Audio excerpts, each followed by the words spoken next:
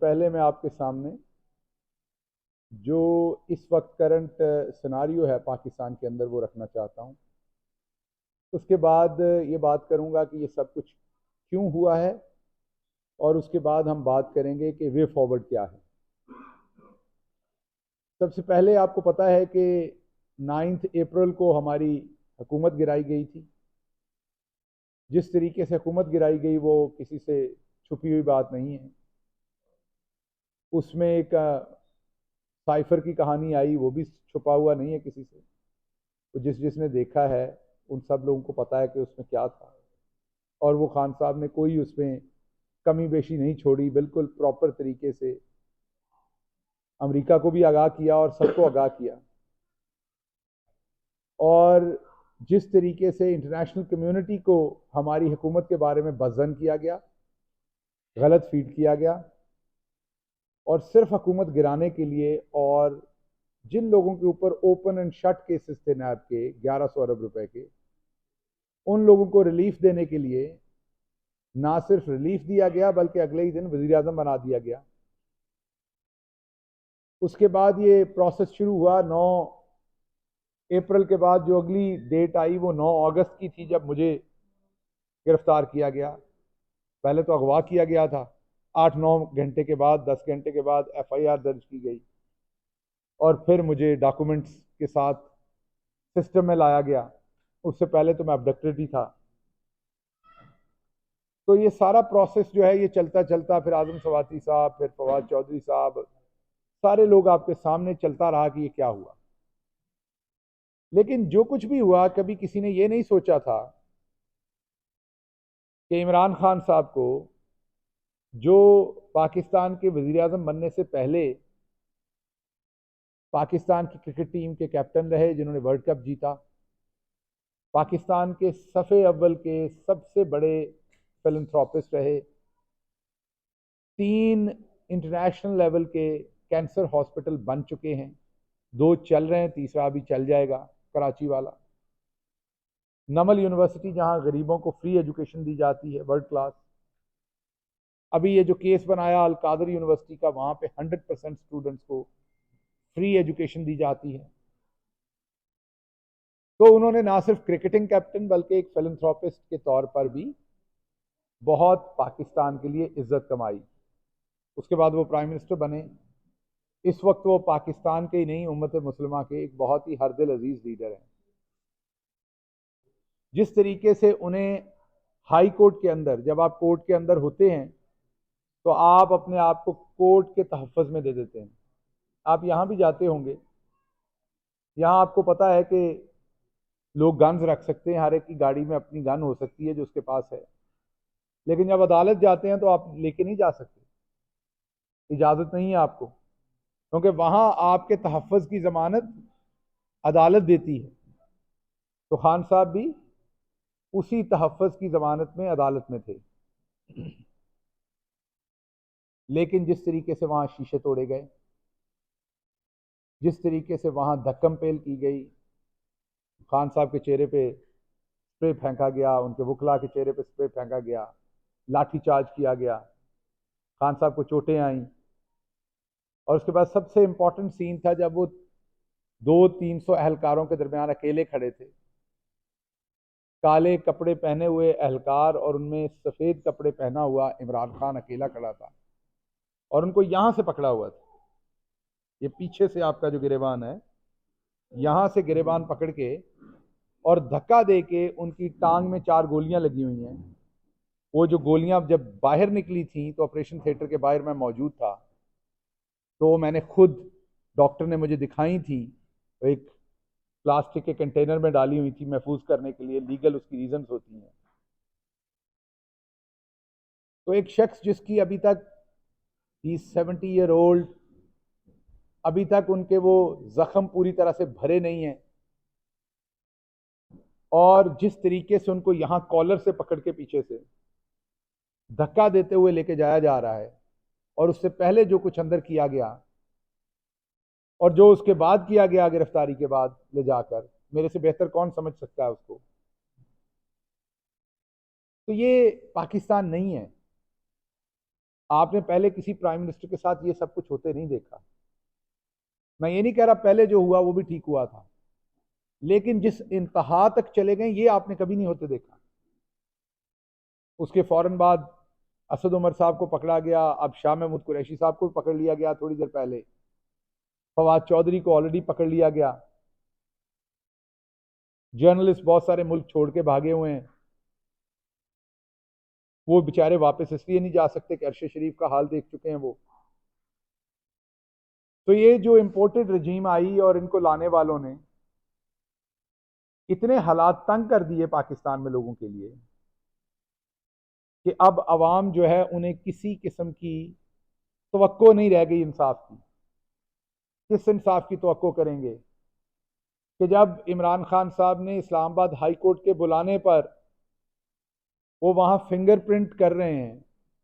आप जब भी कभी हाई कोर्ट जाएंगे ना, आप सहाफ़ी हैं, आपको इस बात का पता होगा पहले ही, लेकिन अगर नहीं पता तो कभी हाई कोर्ट जाके किसी वकील से पूछिएगा, वो आपको ये बात बताएगा कि जब आपने अदालत का दरवाज़ा क्रॉस कर लिया तो आपको कोई नहीं पकड़ेगा वहां, जज साहब की हुक्म के बगैर, क्योंकि आप वहां इंसाफ लेने पहुंच गए।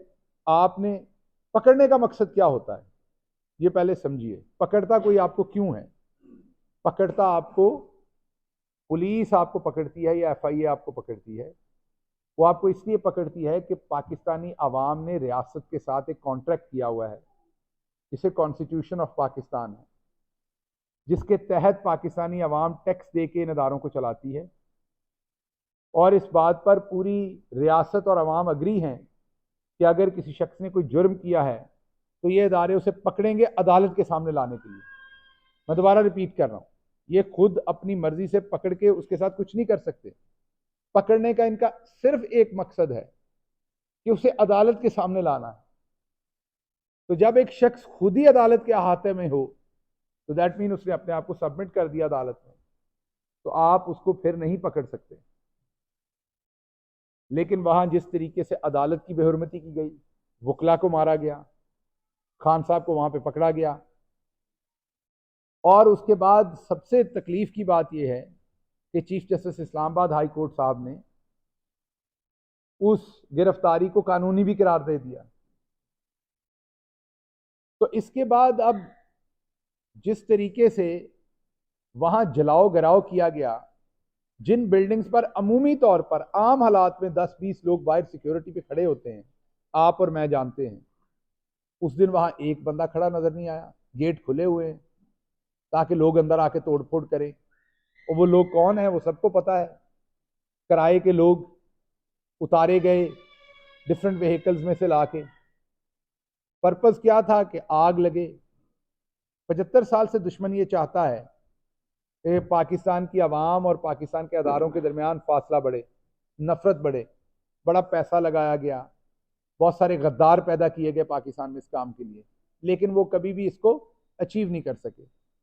अब ये मेरा ख्याल है एक नया तरीका उन्होंने ढूंढा है कि पहले मुल्क की मजबूत तरीन मकबूल तरीन पार्टी को दीवार से लगाओ, उन्हें दहशतगर्द करार दो, उन पर मुकदमात करो, उसके बाद उनके लोगों को उठाओ तशद्दुद करो, फिर उनके लीडर को उठाओ तशद्दुद करो, और उसके बाद जब अवाम पुरअमन एहतजाज के लिए बाहर निकले तो बीच में अपने लोग छोड़ के कहीं पर गाड़ियां जला दो, कहीं पर घर जला दो, हर तरफ आग लगी नजर आए, ताकि आप ये कह सकें कि पीटीआई जो है वो तशद्दुद पसंद जमात है। कैसे बेशरम लोग हैं। 2 हफ्ते पहले तक हमें ताने मारते थे कि आप बर्गर पार्टी हैं, आप तो जरा सी बात पे रोना शुरू हो गए हैं। फलां तो नहीं रोया था, फलां तो नहीं रोया था, आपका फलां रो पड़ा, फलां रो पड़ा, आप लोग बुजदिल हैं, बर्गर पार्टी हैं। तो 2-3 हफ्तों में हम बर्गर पार्टी से दहशतगर्द पार्टी बन गए हैं।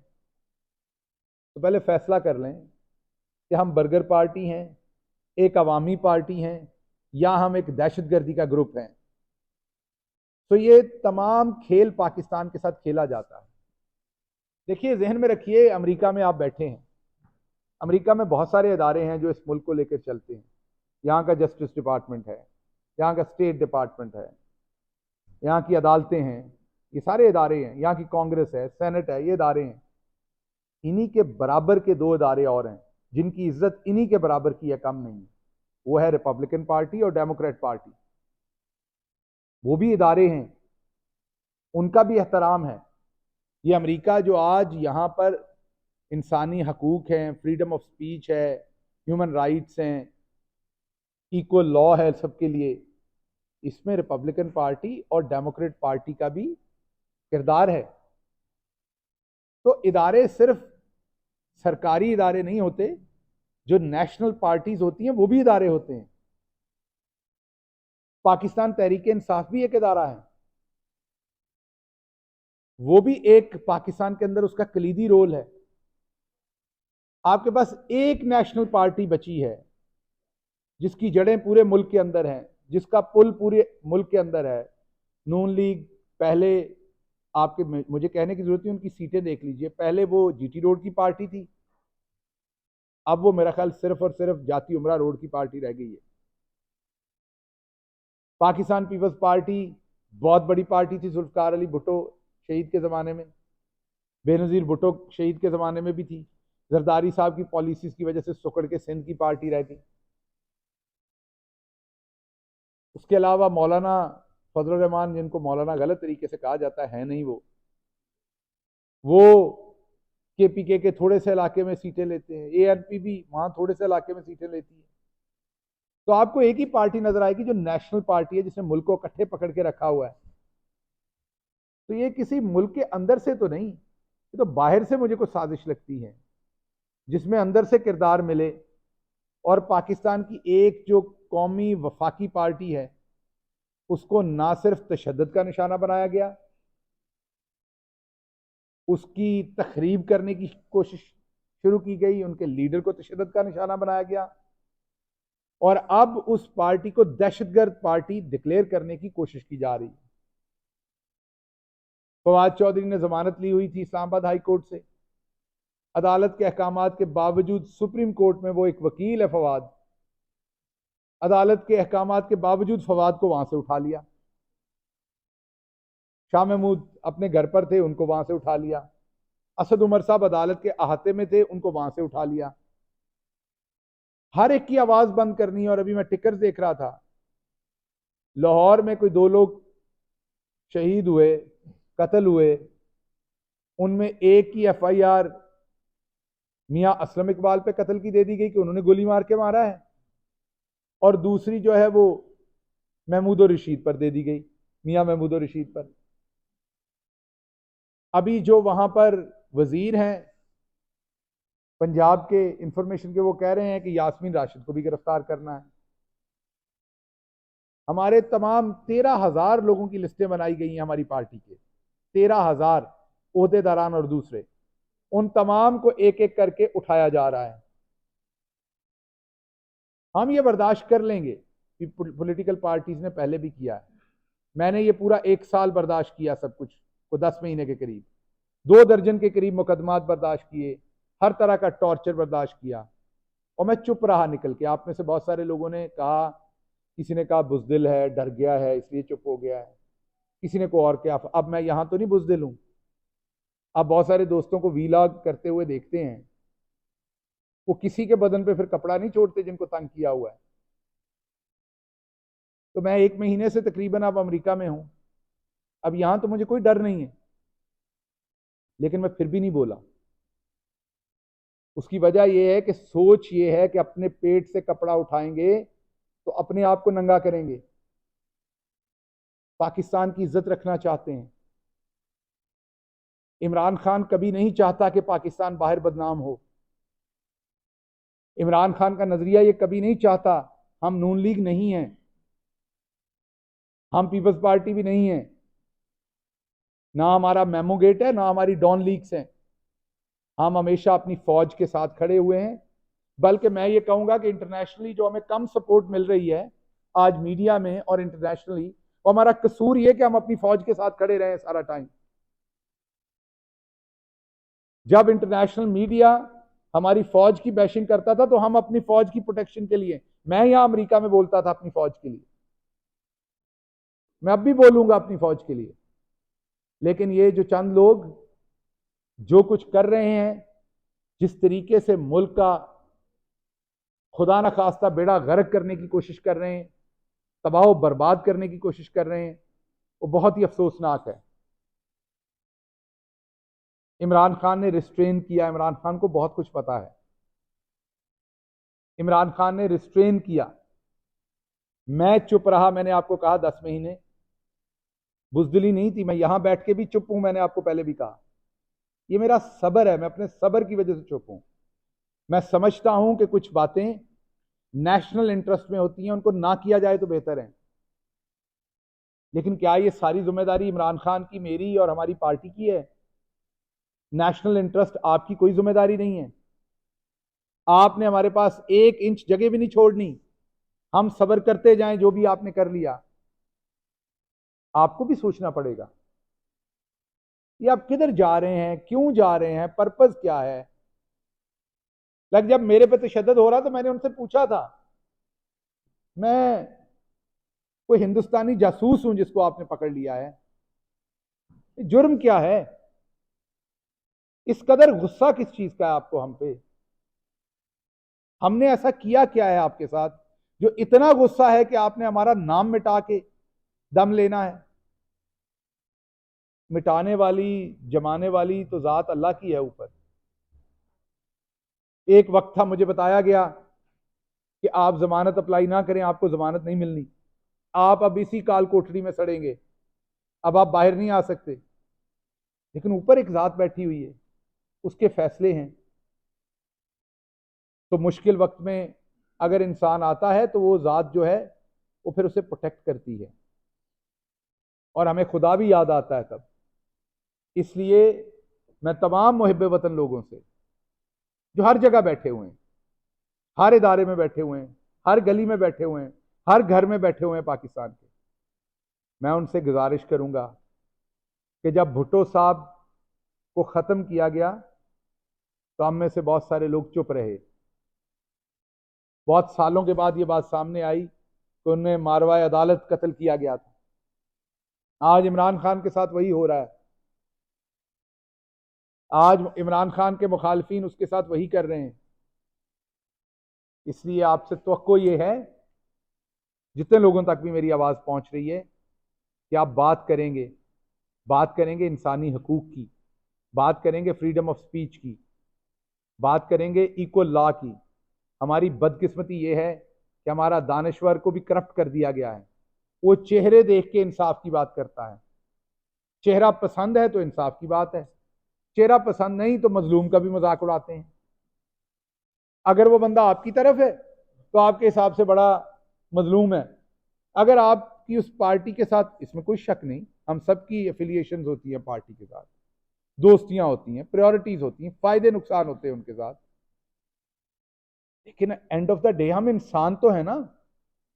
हमें अच्छे और बुरे की तमीज का तो पता है। तो हमें मजलूम के साथ खड़ा होना होता है, वो कोई भी हो। आज मजलूम पाकिस्तान तहरीक इंसाफ है। तो हम ये बड़ा वाजे कर देना चाहते हैं, पाकिस्तान तहरीक इंसाफ ये बड़ा वाजे कर देना चाहती है, पाकिस्तान के अंदर बदकिस्मती से अब कोई आवाज़ ऐसी नहीं है हमारी मेन जिसको छोड़ा गया हो। तकरीबन हमारी सारी सीनियर लीडरशिप जो है वो गिरफ्तार कर ली गई है। इसी वजह से मैं आपसे यहाँ से मुखातिब हूँ, ताकि अपने जो हमारे वोटर्स हैं, हमारे फॉलोअर्स हैं, बल्कि पूरी कौम जो इमरान खान के बारे में जानना चाहती है, वो ये है कि खान साहब तक एक्सेस हमें नहीं दी जा रही। खान साहब को कहां और किस हालत में रखा गया ये हमें नहीं बताया जा रहा। एक बड़ा फ्रिवलेस केस बनाया गया है। एक गरीबों के लिए यूनिवर्सिटी बनी है जो ना खान की मलकियत है, ना वो उसे बेच सकता है, ना वो अपने बच्चों को दे सकते हैं। आप सब अमेरिका में रहने वाले समझते हैं कि ट्रस्ट एक फलाई इदारा जो होता है, उसको चलाने वाला सिर्फ उसको चला रहा होता है। जैसे वो शौकत खानम को चला रहे हैं। शौकत खानम खान साहब की मलकियत नहीं है, उसे चला रहे हैं। नमल यूनिवर्सिटी उनकी जाती मलकियत नहीं है, वो उसे चला रहे हैं। जैसे ईदी फाउंडेशन किसी की मलकियत नहीं है। तो वो ट्रस्ट जो है उसको इमरान खान क्यों चला रहे हैं? क्योंकि इमरान खान ईमानदार है, लोग उन पर एतबार करते हैं, लोग पैसा खर्च करते हैं उनके नाम पे ताकि वो गरीबों के लिए कुछ कर सकें। वहां पर 100% स्टूडेंट फ्री पढ़ते हैं। और वो यूनिवर्सिटी किस चीज की है? सीरत नबी के ऊपर रिसर्च करने के लिए, सल्लल्लाहु अलैहि वसल्लम। उस पर रिसर्च करके उसको मॉडर्न दुनिया के साथ रोशनास करवाने की। दुनिया के जो सबसे माने हुए इंटरनेशनल अक्लेम जो मुस्लिम स्कॉलर्स हैं, उन्होंने उस यूनिवर्सिटी का निसाब मुरतब किया। बहुत सारे अमेरिका से भी स्कॉलर गए जब निसाब मुरतब हो रहा था, जब वो यूनिवर्सिटी इस्टेब्लिश हो रही थी। तो खान का कसूर ये है कि गरीबों के लिए एक फ्री यूनिवर्सिटी बनाई, ट्रस्ट बनाई, और आज उसमें उठा के अंदर कर दिया। और दूसरी तरफ जिन्होंने 1100 अरब रुपया लूटा, उनको कल ही की डेट में आपने देखा कि एहतसाब अदालत ने छोड़ दिया। दूसरा, तोशा खाना में फर्द जुर्म आयद की है, क्योंकि मकसद इमरान खान को किसी भी तरह से नाहल करवाना है। और वो जाली तरीके से जो फर्द जुर्म आयद की है, वो बुनियादी तौर पे उसका मकसद ये है कि खान साहब के ऊपर मुकदमा जल्दी ये ख़त्म करके, उन्हें नाहल करके हमारी पार्टी को किसी तरीके से ख़त्म किया जाए। पार्टी का हर नजरियाती वर्कर इमरान खान के साथ खड़ा है, जैसे पहले खड़ा था। पूरी कौम इमरान खान के साथ खड़ी है। इंशाल्लाह इमरान खान मुश्किल वक्त में है, लेकिन प्रिवेल करेगा, क्योंकि वो सच के साथ खड़ा है। और ये शमा जो उन्होंने जलाई है नजरिए की, जिसमें वो समझते हैं कि पाकिस्तानी अवाम का जो पिसा हुआ तबका है उसको ऊपर उठाना है, उसकी प्रोटेक्शन करनी है, ये आगे चलती रहेगी।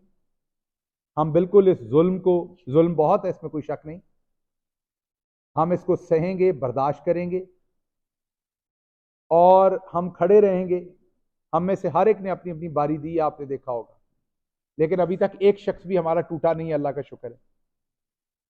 तो हमने जुल्म सहा है। मुझे तकलीफ इसलिए है कि मैंने वो जुल्म सहा है, मैं उसे महसूस कर सकता हूं, और इस टाइम खान साहब उसमें से गुजर रहे हैं, तो मेरे लिए और भी ज्यादा तकलीफ की बात है। तो इसलिए जो कुछ भी हो रहा है उसके ऊपर मैं आपको सिर्फ इतना कहना चाहता हूं कि पाकिस्तान की आज़ादी के लिए हमारे आबाओ अजदाद ने अपनी जानें कुर्बान की थी, अपना सब कुछ लुटाया था। पाकिस्तान की हकीकी आज़ादी के लिए अब हमारी जो तीसरी नस्ल पाकिस्तान में जवान हो चुकी है, उनको अब कुर्बानी देनी पड़ेगी। बहुत सारे लोगों के शहीद होने की इतलात हैं पाकिस्तान में, हमारे वर्कर्स की। नंबर्स अभी पूरी तरह नहीं पता, लेकिन एक इतला के मुताबिक 15 से 25 लोग हैं कम अज़ कम जो शहीद हो चुके हैं। उनकी बहुत सारों की डेड बॉडीज भी नहीं दी जा रही, ताकि कहीं जनाजा ना हो जाए, काउंट ना हो जाए।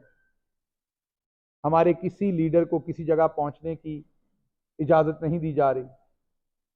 ये मुझे अभी बता रहे हैं कि तकरीबन 47, माजरत मेरी, कैजुअल्टीज जो हैं, ये शहादतें हैं, वो हो चुकी हैं। लाहौर में 2 शहादतें हुई हैं, 13 इंजर्ड हुए हैं।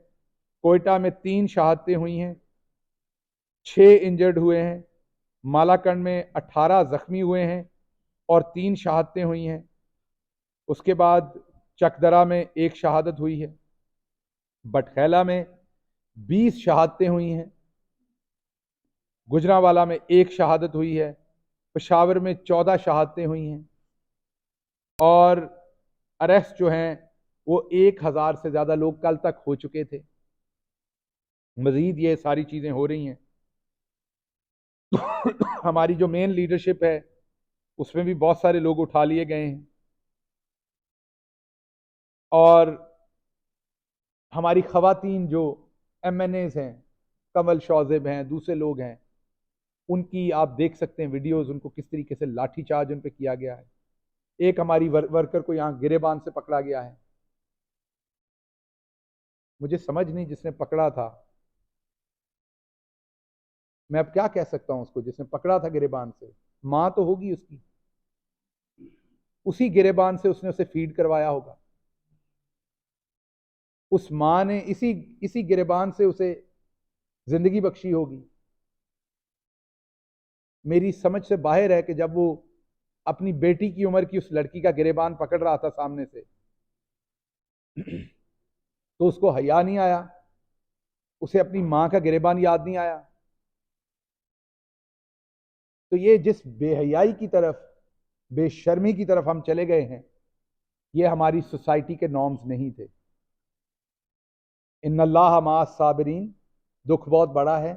मैंने आपको बताया जो शहादतें हुई वो भी, जिस तरीके से हमारी पूरी पार्टी को ट्रीट किया जा रहा है वो भी, लेकिन हम पाकिस्तान की खातिर हम ये दुख सहेंगे और फिर भी कोशिश करेंगे। मैं दोबारा कह रहा हूं, आज भी इस सारे दुख के बावजूद कोशिश करेंगे कि हम अपने पेट से सारा कपड़ा ना उठाएं, पाकिस्तान की कोई इज्जत रह जाए, क्योंकि यही इमरान खान ने हमेशा किया है, यही इमरान खान की हमेशा ख्वाहिश थी। अब हमारा तकाजा ये है, जो कुछ आपने कर लिया कर लिया, आइन पर वापस आया जाए। आपको पता है कि इलेक्शन आपने हार जाना अगर हुआ, ये सब कुछ आपने इलेक्शन से भागने के लिए किया। इलेक्शन करवाया जाए, उससे पहले इमरान खान और उनके साथियों को फौरी रहा किया जाए। ये जो फाशिस्ट रवैये हैं इनको ख़त्म किया जाए और 90 दिन के अंदर सुप्रीम कोर्ट के अहकामात पर फौरी तौर पर इलेक्शन करवाया जाए। और इतलात हैं कि शायद चीफ जस्टिस ऑफ पाकिस्तान को हाउस अरेस्ट किया हुआ है। मुझे नहीं पता ये बात कितनी दुरुस्त है। ये मैंने सोशल मीडिया पे, और आप भी जैसे बता रहे हैं, आप सहाफ़ी दोस्त भी ये कंफर्म कर रहे हैं कि ये इतलात हैं। अब हमें ये नहीं पता कितनी दुरुस्त हैं, जारी बात है, आपने भी देखी और मैंने भी देखी। तो हम नहीं चाहते कि पाकिस्तान में अदालतों का भी गला घुंटा जाए। पाकिस्तान बड़ी मेहनत से बना था, हमारे बुजुर्गों की। हम कोई पैरासाइट्स नहीं हैं, हम कोई बाहर के लोग नहीं हैं जो आपसे अपने हकूक मांग रहे हैं। हमारे आबाओ अजदाद ने अपनी जानें दे के पाकिस्तान बनाया था। हमारी माओ बहनों बेटियों ने अपनी इज्जतें लुटाकर पाकिस्तान बनाया था। हम कोई बाहर के लोग नहीं हैं, हम उन्हीं के वारिस हैं, उन्हीं के पोते और नवासे हैं जो आपसे अपना हक मांग रहे हैं। तो हमें नॉन स्टेट एक्टर के तौर पर ट्रीट ना किया जाए, हमें दहशतगर्द के तौर पर ट्रीट ना किया जाए। हम दहशतगर्द नहीं हैं, हम मुहिब्बे वतन पाकिस्तानी हैं जो पाकिस्तान को तरक्की करता देखना चाहते हैं।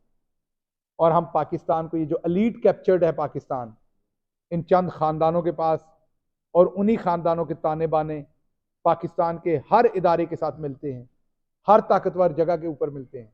हम उन खानदानों के तसल्लुत से पाकिस्तान को आज़ाद करवाना चाहते हैं, जिसकी कीमत आज इमरान खान गिरफ्तार होकर जिंदान में पड़ा हुआ है, फिर तशद्दुद हो रहा है, उसको तोड़ने की कोशिश की जा रही है। लेकिन फिर ऊपर मेरा अल्लाह है, जिससे मुझे उम्मीद है कि वो हमेशा मजलूम के साथ होता है, और इंशाल्लाह अल्लाह की ज़ात हमारी मदद फरमाएगी। आपके कोई सवाल आज? इधर से शुरू हो जाए, लेफ्ट से। अच्छा, मैं वक्त जो है तो पहले ही के साथ खड़े, और उस पे जो हाकिम इंसाफ और अदल इंसाफ है, ये लोग भी नजर आ रहे हैं कि ये भी जो अदल इंसाफ के हाकिम है, ये भी वक्त के यूनिटों के साथ नजर आ रहे हैं, खड़े हो रहे हैं। आपके सिवा सलाह जो एक बाकी कौमी लीडर है, कौमी हीरो, उनको गिरफ्तार कर दिया गया है।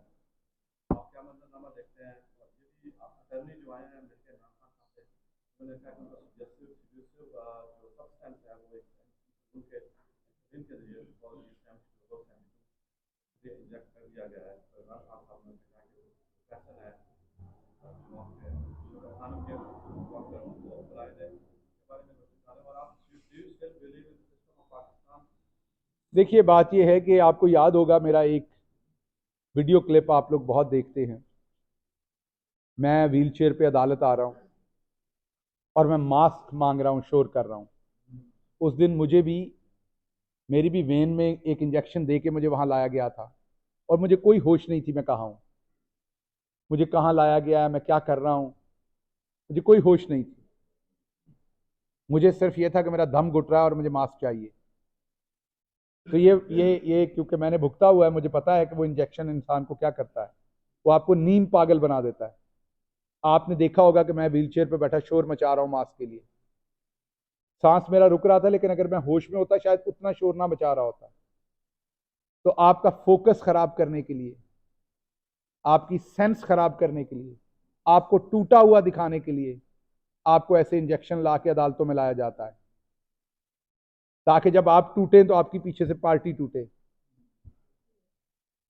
और लोग अपना जो उनकी स्ट्रेंथ है, ईमान है अपने अल्लाह के ऊपर, अपने नजरिए के ऊपर, उसको वो खो दें। तो बिल्कुल ये खान साहब के साथ उनके वकला कह रहे हैं कि किया गया है, और अगर वो कह रहे हैं तो मैं इसलिए कहूंगा कि किया गया क्योंकि ये मेरे साथ होता रहा है। तो इसलिए हमें खान साहब की ज़िंदगी की बहुत तशवीश है, हमें उनकी सेहत की बहुत तशवीश है, हमें बहुत तशवीश है कि उनको अगले आने वाले दिनों में कैसे ट्रीट किया जाएगा, उन्हें कौन सी मेडिसिन दी जाएंगी। ही 70 ईयर ओल्ड। ये हमें पहले से पता है कि जितने लोग भी इनको किसी तरह से भी इनके रास्ते में आए, उन सबको स्लो पॉइजनिंग से हार्ट अटैक हुए। मकसूद चपरासी से लेके आपके सामने एक पूरी लिस्ट है 8-10 लोगों की। ये क्या एक, आप क्या कहते हैं, हादसा है कि सारे ही इनके जो जिनसे इनको मसला था उन सबको ही हार्ट अटैक हो गया। हमें डर है कि खान साहब को भी ऐसी अद्वियात ना दी जाएं, और इसके लिए वो अपने मुआलिज को चेक करवाना चाहते हैं। जब नवाज शरीफ जेल में थे तो पाकिस्तान तहरीक इंसाफ की तरफ से मैं वाहिद था जो उनको 2 से 3 दफ़ा मिला। हर दफ़ा जब मैं उन्हें मिलने गया तो उनके ज़ाती मुआलिज जेल के बाहर से अंदर जाके उनके साथ बैठे होते थे। मेरी मौजूदगी में, उनका नाम शायद इरफान है, कुछ ऐसा नाम था उनका, अदनान, अदनान अदनान या रिजवान। तो वो वहां पर बैठे होते थे। हर दफा जब मैं गया हूं तो मेरी उनको बिल्कुल एक्सेस थी सब डॉक्टरों की अपनी। तो इमरान खान के साथ आप एक हीरो वाला सलूक ना कर सके, ठीक है, आप एक साबका वजीर आजम वाला सलूक ना कर सके, ठीक है, इंसानों वाला सलूक तो करें। इंसानियत तो कोई चीज़ है। इमरान खान की हुकूमत के अंदर तो जो हमने पायलट पकड़ा था, हमने उसके साथ बड़ा अच्छा सलूक किया था। हमने उसको नहीं मारा था, उसको चाय पिलाई थी, उसको नए कपड़े खरीद के दिए थे, और ज्यादा नहीं तो इमरान खान को उतना ही सलूक कर दें। इमरान खान ने तो तब भी वतन का दिफा किया था। इमरान खान तो हमेशा आपके लिए, वतन के लिए बोला है। तो मेरी तवक्को है कि इमरान खान साहब को उनके मुआलिज को फौरी तौर पर एक्सेस दी जाएगी, और मेरी अदालतों से भी तवक्को है कि आज आपको अगर हंसी आ रही है हमारे ऊपर, अगर आपको हमारी बेबसी पे आज हंसी आ रही है, तो कल बारी आपकी भी है। फिर अगर आज आप अंदर से बड़े खुश हैं कि हमारे साथ ये हो रहा है, तो ये बारी आपकी भी आनी है। ये वक्त गुजर जाता है, मैं आपके सामने बैठा हूं, मुश्किल वक्त गुजार के बैठा हूं, गुजर गया, खान साहब का भी गुजर जाएगा, लेकिन फिर अल्लाह की लाठी बेआवाज है, तो बारी आपकी भी आनी है। तो इसलिए मैं अदलिया से दोबारा एक दफा गुजारिश करूंगा कि रीथिंक करें कि आप क्या कर रहे हैं। इसका वजन आप पे है। अगर आपने आज जस्टिस ना दिया तो आपके ऊपर से एतमाद उठ जाएगा लोगों का। मौसम भाई, सारे बारी, सारे हमारे भाई हैं, बारी सबसे लेंगे सवाल। बारी बारी जी मौसम भाई।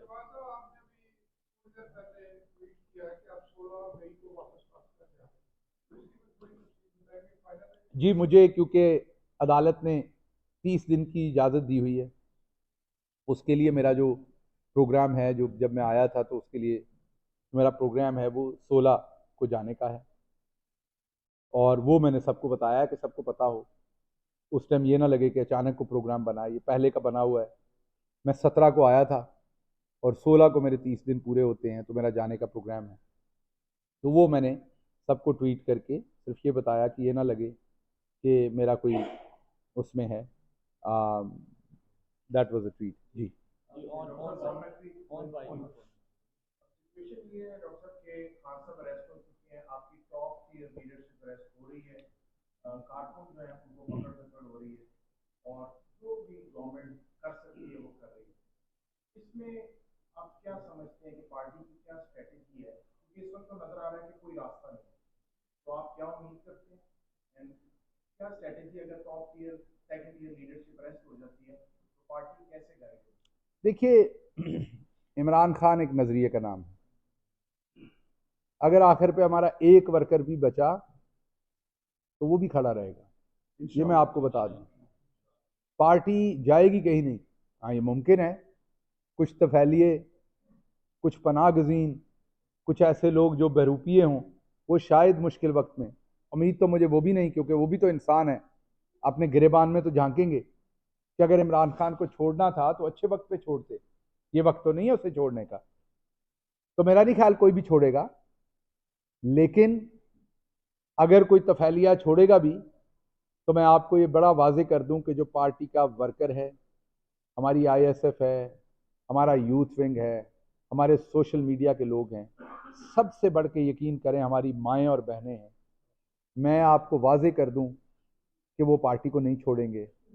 अगर तमाम जितने भी मर्द हैं उनको पकड़ लिया गया तो हमारी औरतें खड़ी होंगी, पार्टी चलेगी। ये मैं आपको बता दूं कि उसकी जो भी स्ट्रेटजी हो, हम कैसे रीग्रुप होते हैं, क्या करते हैं, कैसे फाइट बैक करते हैं, वो हालात पे होता है, हालात किस तरह के होते हैं, उन हालात में किस तरीके से मुकाबला किया जाता है, वो स्ट्रेटजी बदलती है। कई दफ़ा थोड़ा पीछे होकर वापस आप आते हैं अपनी जगह के ऊपर। लेकिन मैं आपको ये बता दूं कि हमारे जवान हों, बूढ़े हों, औरतें हों, मर्द हों, जो भी बच गया, इंशाल्लाह हम पाकिस्तान की खातिर खड़े रहेंगे। उसकी वजह यह है कि हम 75 साल से यही तमाशा देख रहे हैं, कहीं तो लाइन लगानी पड़ेगी, कहीं तो खड़े होना पड़ेगा। तो इसलिए मेरा ख्याल है कि पार्टी का वर्कर तो खड़ा होगा, अब अवाम भी साथ इंशाल्लाह खड़ी होगी। वाशिंगटन टीवी बारी बारी।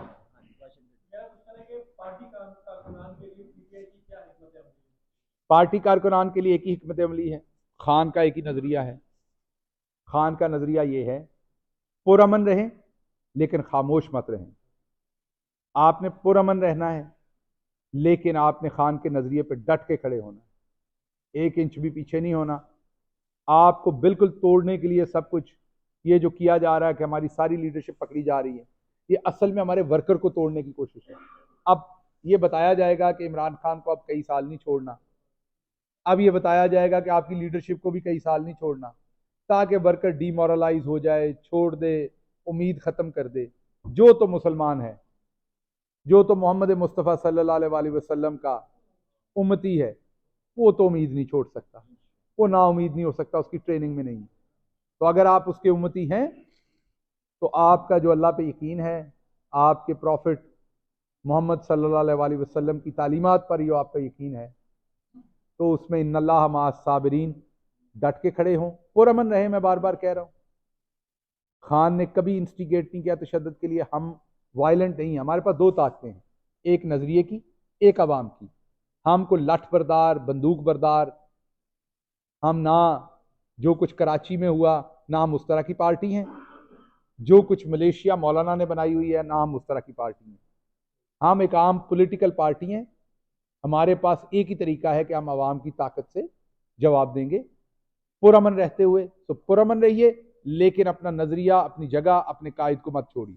सवाल ये कि आपने अभी एक अच्छी बात की कि उन लोगों में तैयार रहना चाहिए दूसरी तरफ बैठे। एग्जैक्टली जब आप ये बात कह रहे थे तो मुझे मुशाहिदुल्लाह की साइड में वो तकरीर याद आ गई, तो वो आपको कह रहे थे कि वो वक्त आएगा कि आप भी रोएंगे। तो एक चीज तो आप लोग मुतफिक होते हैं कि दूसरा बुरा होता है। पार्टी 70 साल से एक तरफ घुसती है, इस तरफ की पार्टियां बदलती रहती हैं, तो क्या आप कभी सियासी डायलॉग करेंगे किसी से या दूसरे को? मैं इसका आपको जवाब देता हूँ, मैं इसका आपको बड़ा खुल के जवाब देता हूँ। हमें 4 साल बताया गया कि आपका फलां फलां शख्स करप्ट है, जैसे हम कहते थे नवाज शरीफ करप्ट है, जिस पे मुशाहिदुल्लाह मरहूम बात कर रहे थे। हमने उनमें से अगर किसी को पकड़ा तो उनके गिरेबान से नहीं पकड़ा। हमने अगर उनमें से किसी को पकड़ा तो वो अदालतों ने पकड़ा जो पहले से, हमारी हुकूमत आने से पहले के उन पे जुर्म बने हुए थे। हमारी तरफ से कोई मुकदमा नहीं कायम किया गया।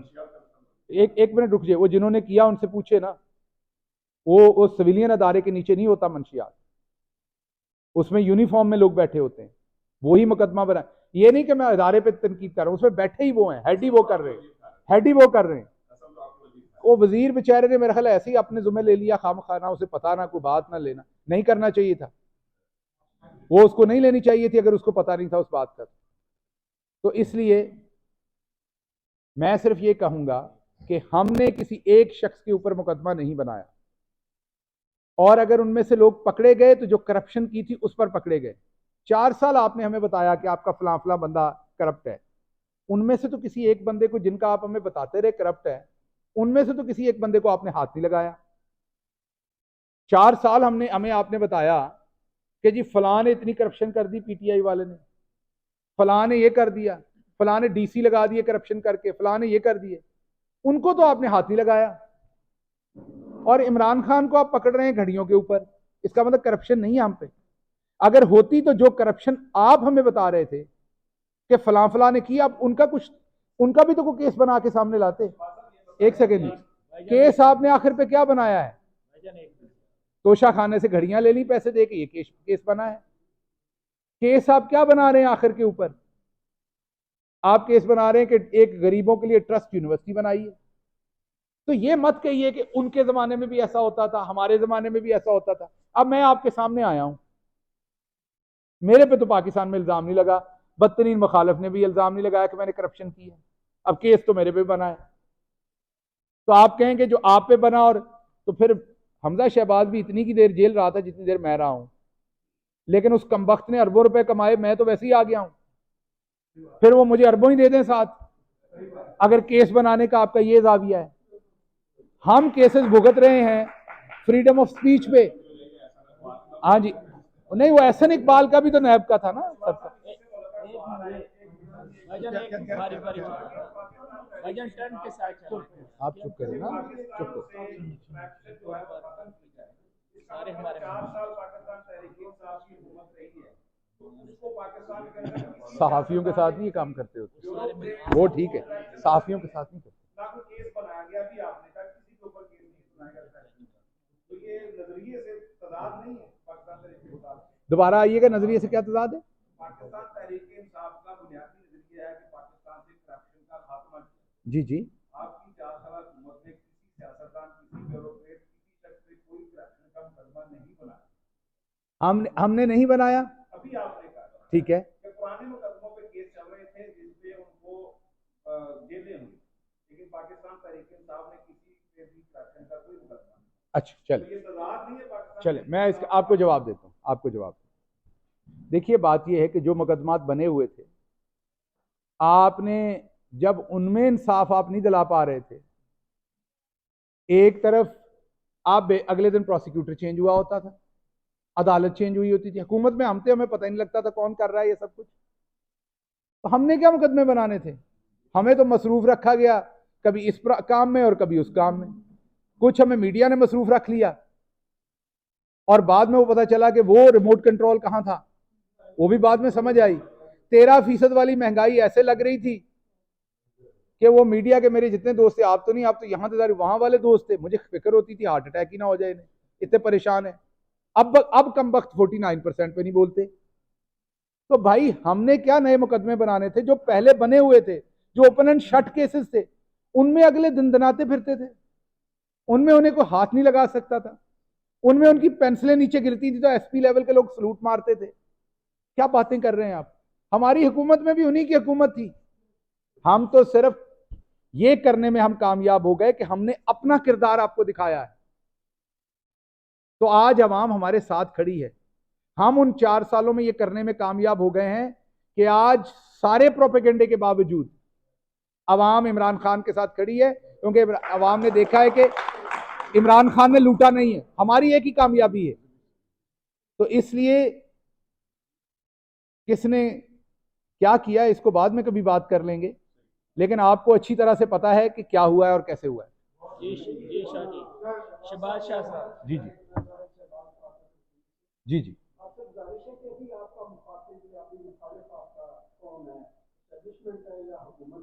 नंबर 2, जब 2011 से ये हुआ, वो नहीं हुई, फिर या उठाई या जो भी होता रहा, 2022 तक हम देखते हैं कि एक भी शिकायत जो है इमरान खान साहब को या पीटीआई को कोई से नहीं है। उसके बाद ये सिलसिला जो है वो है, इसी में सारे के सारे इल्जाम उन पर ये करता रहा, फलाने ये किया, कोई इल्जाम ऐसा भी बताएंगे जनरल पाशा पे हो, जो जहीरुल इस्लाम पे हो, जो जनरल फैज पे हो, या जो साकब निसार पे हो, तो वो दौर की भी तो बात करें। देखिए, दो बात, फरिश्ता कोई भी नहीं होता, गुनाहगार सब होते हैं।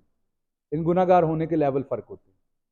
हम सबसे झूठ बोला जाता है, आप भी बोलते होंगे, हो सकता है कि पिछले एक हफ्ते में आपने भाभी से झूठ बोला हो, लेकिन लेवल होते हैं। सुन लीजिए ना बात, आपने साकिब निसार साहब सबकी बात की, अब लेवल होते हैं।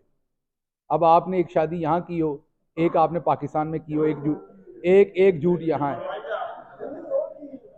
अब बात तो सुन ले सर, मैंने तो नहीं कहा, जब आपने इतनी सारी हस्तियों के नाम लिए, मैंने एतराज नहीं किया आपसे। आपने हमारी बीवियां हमको गनवाई, हमने तो आपको कुछ नहीं कहा। अब आप भी सुन लें। ओए अजरा अजरा एक मेटाफोरिकली कह रहा हूं, मेटाफोरिकली। अगर तो आपने क्रॉस करनी है तो लेट्स टेक नेक्स्ट क्वेश्चन। मैं तो सवाल का जवाब दे, जब आप बोल रहे थे तो मैं सांस थाम के, आप मेरे मोहतरम है, मैं सुन रहा। मैं जब बोलता हूं तो आप मुझे काटते हैं।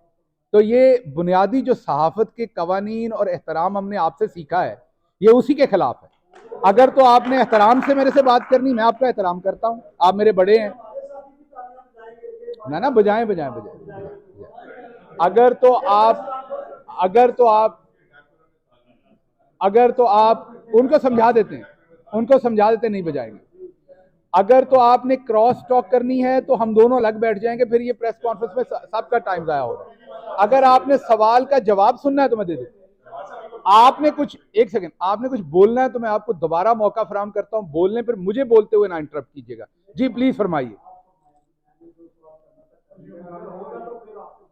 ठीक, अब मेरा जवाब यह है कि आपके झूठ के लेवल होंगे ना।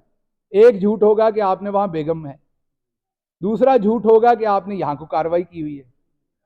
तो हर चीज की आपको सजा उसी तरह की मिलेगी ना, या एक ही तरह की मिलेगी? हर झूठ का लेवल होगा। तो ये तो आपने बताना है, आपको तब बताना चाहिए था। साकिब निसार इधर ही थे, आप वो इधर आए भी थे, आपको इधर की अदालत में कोई केस कर देना चाहिए था। या उस जमाने में कोई सस्ती थी टिकटें, $900 की टिकट होती थी, आपको लेके जाके उनकी अदालत में पेश हो जाना चाहिए था। जैसे आप मुझे यहाँ डांट रहे हैं, वहां उन्हें डांटना चाहिए था। आप ऐसे ही चुप रहे इतनी देर। अब मैं वापस आता हूं कि आप ये कहते हैं कि आपको किससे मसला है। हमें एलीट से मसला है। पाकिस्तान एलीट ने कैप्चर किया हुआ है। हर बड़े इदारे में एलीट के लोग बैठे हुए हैं, उनके इंटरेस्ट है। मीडिया में भी बैठे हुए हैं। आप जरा सी बात तो करें एलीट के इंटरेस्ट पे। आपके अपनी तरह के, जिसकी अपनी बनियान अंदर से फटी होती है ना, वही आपको पड़ जाता है।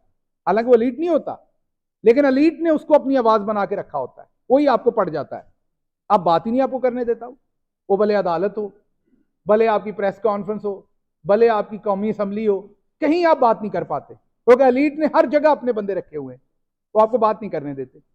कोई इदारा, जुडिशरी हो वहां है, वकील हो वहां है, इस्टेब्लिशमेंट हो वहां है, सहाफत है वहां पे है, चैनल के मालकान है वहां पर है। और एलीट से बाहर का जो बंदा आता है, वो गरीब सहाफी हो, उसे तुन के रख देते हैं। वो शोएब शेख जैसा मिडिल क्लास बंदा चैनल बनाने का सोच बैठे। आप सोचें, बोल टीवी देखे कि ऐसे ऐसे काम पाकिस्तान में हुए, बंदे को समझ नहीं आती। शुगर मिल वालों ने माफिया बनाई हुई है कि शुगर मिल की जो एसोसिएशन है, ये जरा गौर कीजिएगा, ये दुनिया में नहीं होगा कहीं। वो इजाजत देगी तो नई शुगर मिल लग सकती है।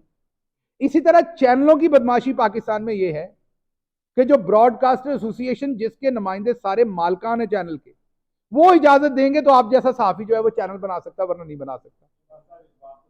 तो ना मुझे बात करनी है, मेरे लिए बड़े दिल के करीब बात है ये। अपने पे बात आई तो आपको चुभ रही है। सर करने देना बात। शोएब शेख साहब ने चैनल बना लिया, आप जैसे बहुत सारे मोहतरम दोस्त उनके यहां काम भी कर रहे थे। 10 साल तक उस बंदे को रेटिंग नहीं दी गई। इतनी बड़ी माफिया, लेकिन वो माफिया आपको बोलने नहीं देती, वो हर जगह आपके रोड़े अटकाती है। तो इसलिए हमारी हमारी जो जो तमाम लड़ाई है ना, वो आपके साथ नहीं है, किसी एक शख्स के साथ नहीं है, वो उस माफिया के साथ है। किसी एक इदारे, किसी एक इंडिविजुअल के साथ नहीं है, उस माफिया के साथ है, एलीटिज्म, जिसने आम पाकिस्तानी के हक को रोका हुआ। आपका सवाल आ गया, अब अगला सवाल है।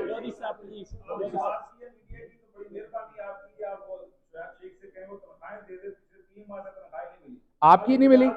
आपकी नहीं, मैं सबको जानता हूँ, शोएब शेख किसी की तनख्वाह नहीं रोकता। अगर आपके किसी की रुकी हुई है तो मैं दिलवाता हूँ, मुझे बता दीजिए। ये नहीं, मैं बता दूँ सर, मैं जवाब दे देता हूँ। इन्होंने दिया, वो आपको गलती लगी, वो आपको गलती लगी। अच्छा सर, नहीं, मैं इसका जवाब दे देता हूँ, मैं इसका जवाब दे देता हूँ। वो आपने, मेरा ख्याल है, ऐनक इसी तरह जैसे आप यहाँ रखते ना, यहीं रख के देखी होगी। वो बोल नहीं होगा, वो जियो टीवी होगा। बोल वाला टाइम पे तनख्वाहें देता है, बोल वाला टाइम पे तनख्वाहें देता है। यही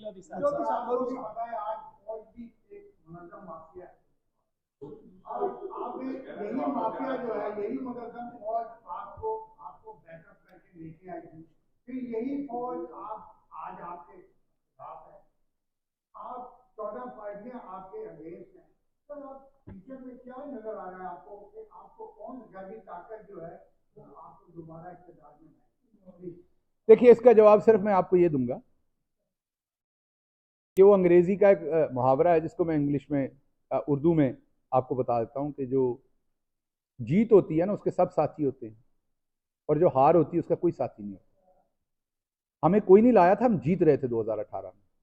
जब आप जीत रहे होते हैं ना, इधर आपके न्यूयॉर्क में सबको पता हो ना, फलाने मेयर बनना है, सारे ही उन्हें ज्वाइन कर लेंगे। जिन्हें कभी ਉਹਦਾ ना नहीं सुनया होवे, वो भी कहता मैं 20 साल तो ਤੁਹਾਨੂੰ सपोर्ट कर रहे हैं। तो तब भी हमारे साथ ऐसे ही लोग आए थे, सारे के सारे, इलेक्टेबल्स हों या कोई और हो, क्योंकि हम जीत रहे थे। हमारी 30 से 35 सीटें छीनी गई थी ताकि हमें बैसाखियों पर रखा जाए और कंट्रोल में रखा जाए। हमें पहले भी अल्लाह की ज़ात लाई थी, गैबी ताकत एक ही है और वो अल्लाह की ज़ात है। अल्लाह ने इंशाल्लाह, जैसे आपकी मूंछ ऊंची रखी हुई है ना, अल्लाह हम पे मदद करेगी और इंशाल्लाह दोबारा आएंगे। ये अब आप देख ले, अब आपके लोग तालियां बजा रहे, मैं कुछ नहीं कह रहा। नाले हुण तुसी, अच्छा, और दूसरा मेरी तुहाडे को गुजारिश होएगी कि तुसी साथियों का पूरा साथ दिओ। जवान आदमी उठ के खड़े हो, वो बह गए हो, पहले ही थक गए हो। अगला सवाल, मेरे किते गोडियां च ना बह जाना, बस उंज ही बहना।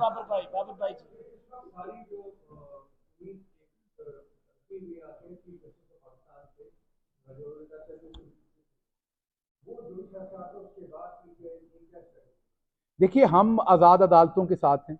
हम समझते हैं कि सुप्रीम कोर्ट ऑफ पाकिस्तान आखिरी अथॉरिटी है कोई भी फैसला देने की। हम कोई ऐसी बातें नहीं करते। बड़ी वाज़ेह हदीस है नबी करीम सल्लल्लाहु अलैहि वसल्लम की कि जो तुम अपने लिए पसंद करो वो अपने भाई के लिए पसंद करो। ऐसा ही है ना जी। कमी बेशी, अल्लाह माफ़ करे अगर मेरे से तर्जमे की कमी बेशी हो रही है तो उसके लिए माजरत, लेकिन उसका कॉन्टेक्स्ट ये है। 9 अप्रैल को हम समझते हैं कि हमारे खिलाफ गलत फैसला दिया गया था। हम समझते हैं जो कासिम सूरी साहब की रूलिंग को टर्न आउट किया गया था, यही चीफ जस्टिस साहब थे, यही जजेस थे। हम समझते हैं वो गलत फैसला दिया गया था, लेकिन वो सुप्रीम कोर्ट ऑफ पाकिस्तान ने फैसला दिया। हमने सर नीचे करके उस फैसले को माना। वो फैसला हमें पसंद नहीं था, लेकिन हमारे पास कोई चारा नहीं था, क्योंकि पाकिस्तान के आइन के लिहाज से हमने उस अदालत का एहतराम करना, हमने एहतराम किया था। हमारे खिलाफ आइंदा भी फैसले होंगे। अभी जो फैसला हुआ खान साहब का कि उनकी गिरफ्तारी लीगल है, हमारे हिसाब से वो गलत फैसला है।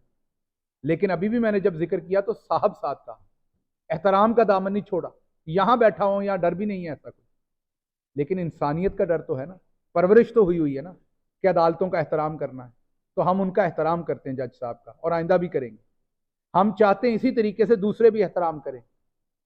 तो इंशाल्लाह हमें उम्मीद है कि एक जानदार फैसला आएगा, कानून पर मबनी, आइन पर मबनी, बगैर किसी डर के, और उस पर इम्प्लीमेंट भी किया जाएगा।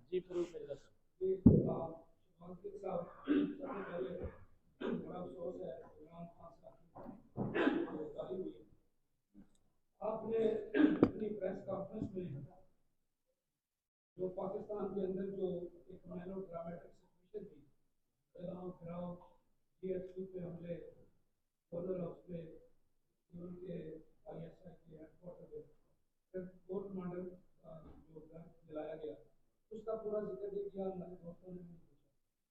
तो आप ये बताएं, असद ने कहा वो टेररिस्ट थे, वो पीटीआई के लोग नहीं थे। अब आप ये बता दें कि वो कौन लोग थे, नंबर 1। दूसरा सवाल है आपके मुताबिक, थोड़ा सा संजीवनी से जवाब देंगे तो आपको मिल जाए। आपने कहा कि अमेरिका में फौज के हक में मैं अच्छा सोचता हूँ, आपने भी कहा। आप जब शैंपेन कैरोलाइन्स में एज ए प्रोफेसर काम कर रहे थे तो आपने 8 से 9 स्टडीज की है जिनको मैंने उनमें एक स्टडी जो दी वो ये है कि does defence spending impede economic growth, co-integration and casualty analysis for Pakistan. ये बैक ऑन जून 18, 20, 12 को ये शाया हुई थी, जिसमें पाकिस्तान की फौज में जो एक्सपेंशन और बजट कट पे आपने मैथमेटिकल स्टडी की। आप ये बताएं कि आप ये स्टडी किसके बिहाफ पे कर रहे थे, और मेरा दूसरा इससे सवाल यह है कि हमें 2018 तक आपका पता है कि हुआ नहीं, इससे पहले आपने आपका माजी ब्लॉक है, आपको कोई बंदा सर्च नहीं कर सकता। ये भी बता दें कि ये आपने ब्लॉक को किया है या उन लोगों ने किया है जिनके लिए आप काम कर रहे हैं। बिल्कुल बिल्कुल पूरी संजीदगी से, और मैं उम्मीद करता हूं जैसे आपने मेरे से बड़े ज़ाती सवाल किया है उतनी खंदा पेशानी से आप सुनेंगे। जी जी मैं आपको सारे सवाल, पहले तो अपनी ज़ात का मैं बता दूं कि आपने कहा कि 2018 से पता है। एक तो वो इलोनाई है जी, एस उसमें से साइलेंट कर दें, आप अमरीकी प्रोफेसर हैं, अपनी एक स्टेट का नाम गलत ले रहे हैं, अमरीकी साफ़ी हैं, तो ये ज़रा जचता नहीं आप पे। तो उसका नाम मैंने आपको कहा क्रॉस टॉक नहीं होगी, अगर आपने जवाब लेना फिर क्रॉस। जब आप कह रहे थे आप मेरे बारे में जो कह रहे थे मैं चुप करके सुना, सांस भी नहीं ले रहा था। असूल एक ही होगा आपका और मेरा। तो पहली तो आपकी गलती, क्योंकि प्रोफेसर हूं तो आपको पढ़ा रहा हूं, तो क्योंकि वो इलोनाई है उसका जो एस है वो साइलेंट है, तो आइंदा ये गलती नहीं आपने करनी। दूसरी बात ये कि मैं 1980 में फैसलाबाद से 25 किलोमीटर दूर पैदा हुआ, पहली जमात पढ़नी शुरू की 89 जिम्बे स्कूल के अंदर। मास्टर सदीक साहब, मैंने कहा कोई ब्लॉक नहीं किया हुआ, आपको पूरा पता दे के आऊं। मास्टर सदीक साहब अभी भी जिंदा हैं, 5वीं जमात तक उन्होंने पढ़ाया। खूब डंडा फेरते थे क्योंकि मैं मैथमेटिक्स में बहुत पुअर था। उसके बाद 6ठी जमात में मैथमेटिक्स का इकराम साहब हमारे पल्ले पड़ गए, अल्लाह उनको ज़िंदगी दे लंबी, और साथ सफदर साहब पढ़ गए, और बायोलॉजी पढ़ाते थे रज़ा साहब, और मोहम्मद बख्श साहब पढ़ाते थे केमिस्ट्री। ये 84 जिम्बे मेरा हाई स्कूल है जनाब, ये भी ब्लॉक नहीं किया जनाब के लिए, ये भी पता हो जनाब को। वहाँ से मैट्रिक किया, आगे फिर इकरामुल हक भुट्टा, प्रोफेसर हमीद साहब, भुट्टा साहब केमिस्ट्री पढ़ाते थे गवर्नमेंट कॉलेज फैसलाबाद में, और हमीद साहब जो हैं वो फिजिक्स पढ़ाते थे, और भी बहुत सारे प्रोफेसर होंगे, लेकिन आप उनका मेरा कल टाइम आपका ज़ाया हो जाएगा। उसके बाद इसी तरीके से पंजाब यूनिवर्सिटी से ग्रेजुएशन की, फिर हमदर्द यूनिवर्सिटी से MBA किया, फिर यूनिवर्सिटी ऑफ मलाया से PhD की। वो मलाया कुआलालंपुर मलेशिया में है। मालिक साहब आपकी तरह पूछ बैठे थे, उसका तो मैंने अच्छा जवाब दिया था, वो ऑनलाइन आपके पास मौजूद होगा, सारा रेफरेंस वो निकाल लीजिए। फिर पोस्ट डॉक्टरेट मैंने प्रोफेसर जॉन जे लॉलर के साथ किया, वो यहाँ अमेरिका में होते हैं। उसके बाद मैंने यहीं पर पढ़ाया, और पढ़ाया क्या, वो सब यहाँ पर पढ़ा। 2018 से रही है, फिर इसका मतलब है कि या तो ਤੁਹਾਡੇ ਕੋਲ आजकल कंप्यूटर नहीं है या पूरी जुस्तजू नहीं करते हो। ਇਹ ਜਿਹੜੀ ਤੁਸੀਂ स्टडी कह रहे हो, ये स्टडी को 2013-14 दी है, तो अपने मुंह नाल ही कह रहे हो 2018 तो पहले सब कुछ ब्लॉक किया हुआ है, तो नाल स्टडी भी चुक लिया है। अच्छा, अब ये आपने मेरी बात का मजाक नहीं समझना जो जवाब दे रहा हूँ, लेकिन मैं क्योंकि प्रोफेसर हूं तो मेटाफोरिकली आपको जवाब दूंगा इसका। आपने देखा होगा कई लोग होते हैं वो आपके साथ आपको टीवी प्रोग्राम कर रहे होंगे, बूढ़े आबादी के लोग होंगे, वो बच्चों के कम पैदा होने के ऊपर रिसर्च की होगी, वो बता रहे होंगे कि बच्चे कम पैदा होना चाहिए। इसका मतलब ये नहीं कि वो आपके पैदा होने पे उनको कोई मसला है या वो उसके ऊपर कोई वो एतराज कर रहे हैं कि आप क्यों पैदा हुए, तो वो उनकी रिसर्च है। ये जो मेरी रिसर्च आपको किसी ने भेजी है, इसमें और भी पाकिस्तानी प्रोफेसर थे कॉमसेट यूनिवर्सिटी के। इसमें मेरे जो साथी प्रोफेसर थे वो अमेरिकी यूनिवर्सिटी के नहीं थे, मैं ही था यहाँ से, वो अभी भी पाकिस्तान में पढ़ा रहे हैं वो सारे प्रोफेसर। हम ये कह रहे थे कि क्या अगर किसी मुल्क की फौज पे बहुत ज्यादा खर्च किया जाए तो क्या उससे इकोनॉमिक ग्रोथ भी ज्यादा होती है, ये प्रोफेसरों का एक सवाल था। और वो जो पाकिस्तानी प्रोफेसर थे उनके साथ मिलकर मैं काम कर रहा था। इस तरह की स्टडी सारे मुल्कों के प्रोफेसर करते हैं, उसमें शायद मैं गलत नहीं तो हमारे साथ एक चाइनीज प्रोफेसर भी इसी तरह की एक और स्टडी में था। तो ये प्रोफेसरों का काम होता है कि ज्यादा बच्चे पैदा करना ठीक है कि नहीं है, समझ रहे ना, ज्यादा लेबर में किस उम्र के लोगों को जाना चाहिए, और भी बहुत सारे, कोई भी सवाल हो सकता है कि तालीम पे कितना खर्च होना चाहिए, ये भी सवाल है। क्या प्राइवेटाइज एजुकेशन होनी चाहिए, गवर्नमेंट की होनी चाहिए, हेल्थ सिस्टम के ऊपर कितना पैसा खर्च होना चाहिए, क्या अमेरिका का हेल्थ सिस्टम ठीक है जहां प्राइवेट इंश्योरेंस है या यूके का है। तो ये प्रोफेसर हर तरह की स्टडी करते हैं। इस स्टडी को, क्योंकि आप मेरा ख्याल मेरे फील्ड के इतने पढ़े लिखे नहीं है, इसलिए आपने वो पेपर पढ़ा नहीं है। नहीं, मैं ये नहीं कह रहा, आप तो बहुत पढ़े लिखे, मेरे फील्ड के मैंने आपको कहा। तो मैं अगला सवाल कर लेता हूं, चलें, अगर आप बहुत पढ़े लिखे, कि वो किस जरीदे में पब्लिश हुआ था मेरा पेपर? जो है ये आपका जो यूनिवर्सिटी में आप नहीं, वो उसमें नहीं होता जर्नल, वो तो तनख्वाह अवधि है। ना बड़ा इंपॉर्टेंट है कि किस जर्नल में पब्लिश हुआ वो। अच्छा, तो स्पॉन्सर किसी ने नहीं किया था, वो मेरी जो एक पेशावराना काम था उसी में रिसर्च की थी, और वो अभी भी पड़ी हुई है। वो पढ़े, वो पाकिस्तानी फौज के लिए भी बड़ी कारआमद चीज है, आपके लिए भी बड़ी है, और आपके बच्चों के लिए भी। तो आइंदा कोई हो जाए पुट्ठा सवाल भेजे तो एवं ना पूछ लिया करो, ये सवाल गलत से। अगला दूसरा सवाल कौन सा है जी? और रह गया उन्होंने सवाल रह गया, सवाल। जी जी, आ जाओ आ जाओ।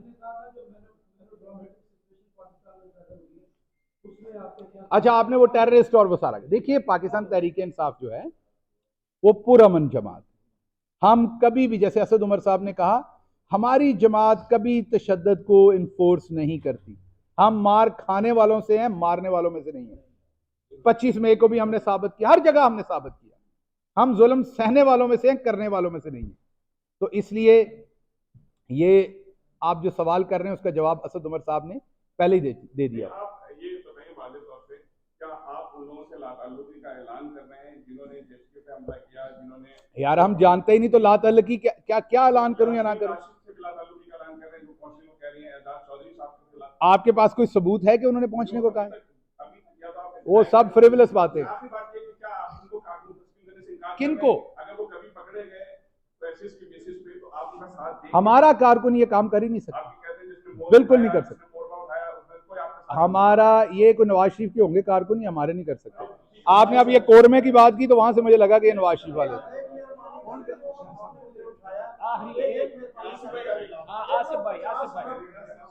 अच्छा, एक एक करके आपका सवाल मैंने ले लिया, अब दूसरे लोग, मैं आऊंगा वापस। आसिफ साहब आएंगे, हर सहाफी को मौका देना। जी बिल्कुल, जी बिल्कुल।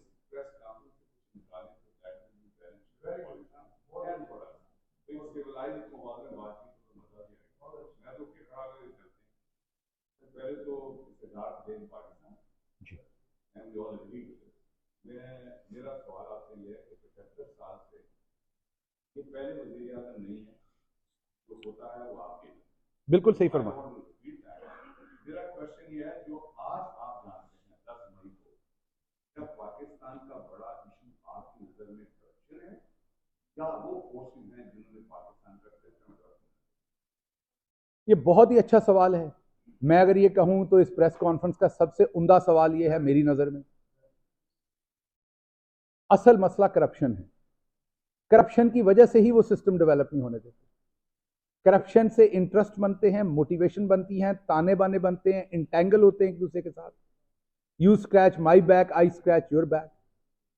जो शेरिफ टाउन में आके कहता है कि मैंने मुजरिमों को पकड़ना है, सारे मिलके उसकी जान के दर पे बन जाते हैं। तो बुनियादी तौर पर आपको ये करप्शन ही लगेगी। तो ये करप्शन के ही सारे मामले हैं और इसके अलावा कुछ नहीं है। ये पाकिस्तान को करप्शन का जिन जो है वो चिमटा हुआ है, और उस वजह से हम बार बार उस विशेष साइकिल में चले गए।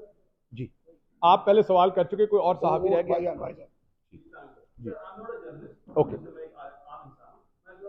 नहीं, आपका भी हक है सवाल का। जर्नलिस्ट भी इंसान ही होता है, कहते ने आम इंसान। और खलोते भी तुसी उन्होंने लागे और केड़ियां गल्लां कर रहे हो।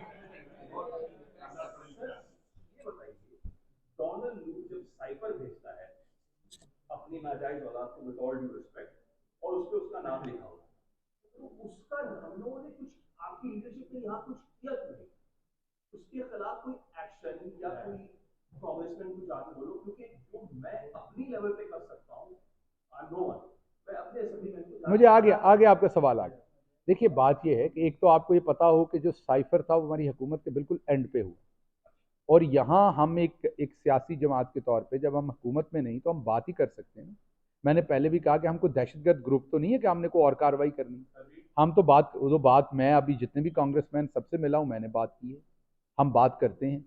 बहुत सारे लोग सोशल मीडिया पे किसी कांग्रेसमैन को मिल रहे हो तो कई दोस्त नीचे लिखते हैं कि जी हुण वो साइफर वाली गल गायब हो गई। भाई क्यों गायब हो गई?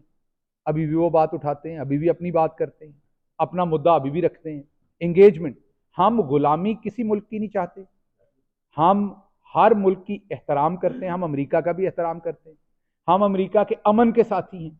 हम तो ये चाहते हैं कि कोई अमेरिकी फौजी जो है वो अपनी जान ना खोए, क्योंकि अमेरिका की माएँ जो हैं उनके भी बच्चे उसी तरीके के हैं जिस तरह की किसी भी माँ के, और हम नहीं चाहते कि हमारी भी कोई माँ अपना बच्चा खोए। इसलिए हम अमन के साथी हैं, हर मुल्क के साथ साथी हैं। इमरान खान की यही स्ट्रेटजी है।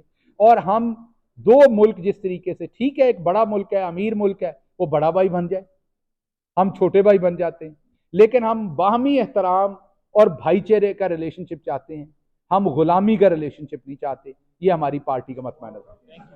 आप बहुत शुक्रिया, मैंने सबके सवाल ले लिए, रिपीट नहीं कर सकता। खाना रेडी है, खाना खा